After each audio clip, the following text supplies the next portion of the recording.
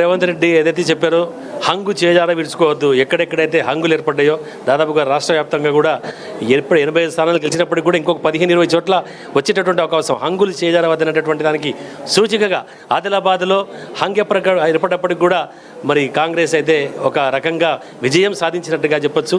ఎలా ఫీల్ అవుతున్నారు? ఒక మతతత్వ పార్టీ అయినటువంటి బీజేపీని, మత విద్వేషాలు రెచ్చగొడుతున్నటువంటి పార్టీని ప్రజల మధ్య చిచ్చుబెట్టి, ప్రజల మధ్య వైషమ్యాలు సృష్టించి, ప్రజలను భయభ్రాంతులకు గురి చేస్తున్నటువంటి ఒక పార్టీని ఆదిలాబాద్ నుంచి తరిమి కొట్టడానికి సెక్యులర్ పార్టీలన్నింటినీ ఏకం చేశాం. సెక్యులర్ పార్టీలన్నింటినీ ఒక్క తాటి మీదకి తీసుకొచ్చినాం. సెక్యులర్ పార్టీల్ని, శాంతి సౌభ్రాతృత్వాలను కోరుకునేటువంటి పార్టీల్ని, గంగా జమున తహజీబ్ 1000 సంవత్సరాల నుంచి ఆదిలాబాద్లో ఎట్లయితే వర్ధిల్లుతున్నదో దానికోసం ప్రతి సెక్యులర్ వాదిని 28 మంది కౌన్సిలర్లని ఒక్క తాటి మీదకి తీసుకొచ్చి బీజేపీ వెన్ను విరిచినాం.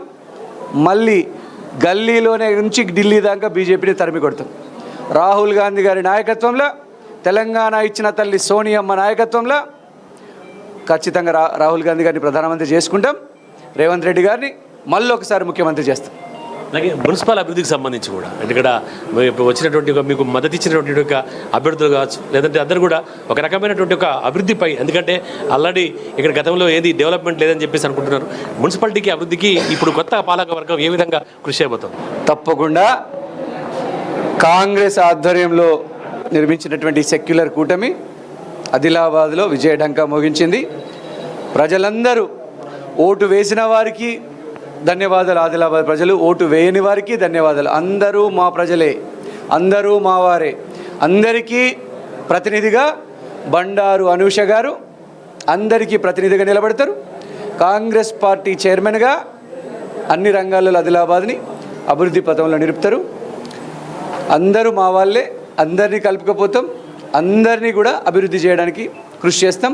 ఆదిలాబాద్ని ఒక గ్రీన్ సిటీగా, క్లీన్ సిటీగా నిర్మించడానికి మా ప్రయత్నం పనిచేస్తాం. ఒక్కటి బీజేపీ మత విద్వేష రాజకీయాల్ని తరిమి కొట్టడానికి ఇదొక సూచిక, శుభసూచకం. మళ్ళీ కూడా ప్రజలందరికీ భయభ్రాంతులకు గురి చేస్తున్నటువంటి బీజేపీ ఒకటి గుర్తుపెట్టుకోవాలా, మీ మతతత్వ రాజకీయాలు ఇక్కడ చెల్లవు. కాంగ్రెస్ పార్టీ లౌకికవాదులందరినీ కూడా, हमारा कांग्रेस पार्टी पूरा सेक्युलर पार्टियों को एक करता, पूरा सेक्युलर काउंसलर्स को एक किया, पूरा सेक्युलर के आवाम को हम एक करके बीजेपी पे जंग सायरन लड़ाई लड़ेंगे. और अगले कोई भी चुनाव होने दो, वो जेडपीटीसी होने दो, एमपीडीसी होने दो, will fight with BJP from गली टू ఢిల్లీ. ఇది బీజేపీపై కాంగ్రెస్ విజయంగా భావించవచ్చా? బీజేపీపై కాంగ్రెస్ విజయం, అలాగే మతతత్వ బీజేపీపై సెక్యులర్ పార్టీల విజయం. దీనికి సహకారం చేసినటువంటి అన్ని పార్టీల నాయకులకి, సెక్యులర్ పార్టీలందరి నాయకులకి చేతులు జోడించి నమస్కరిస్తూ ఉన్నాం. మీ అందరికీ కృతజ్ఞతలు. కాంగ్రెస్ పార్టీకి మద్దతు పలికినందుకు, కాంగ్రెస్ పార్టీ బలపరిచిన అభ్యర్థికి మద్దతు ప్రకటించినందుకు ధన్యవాదాలు తెలియజేస్తూ ఉన్నాం. తప్పకుండా కాంగ్రెస్ పార్టీ బ్రహ్మాండమైనటువంటి విజయాన్ని సాధించింది.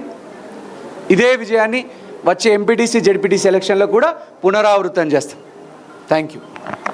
ఇది ఎందుకంటే ఒక మతతత్వ పార్టీకి మాత్రం గుణపాఠం చెప్పేందుకు సెక్యులర్ పార్టీ మద్దతుదారులందరితో కలిసి ఒక రకమైన ఒక విజయం సాధించి ఏదైతే ఆదిలాబాద్ గడ్డ పైన మాత్రం కాంగ్రెస్ కూటమిగా విజయ డంకా మోగించినట్టు చెప్తున్నారు. అలాగే ఆదిలాబాద్ అభివృద్ధికి కూడా పార్టీ కట్టుబడుతుందని, ప్రభుత్వ సహకారంతో ఆదిలాబాద్ని డెవలప్ చేసుకుంటామని చెప్పేసి నరేష్ యాదవ్ గారు, కంది శ్రీనివాసరెడ్డి చెప్తున్నారు. కెమెరా పర్సన్ మహేందర్తో Satyanarayana, ANN news, DCC office.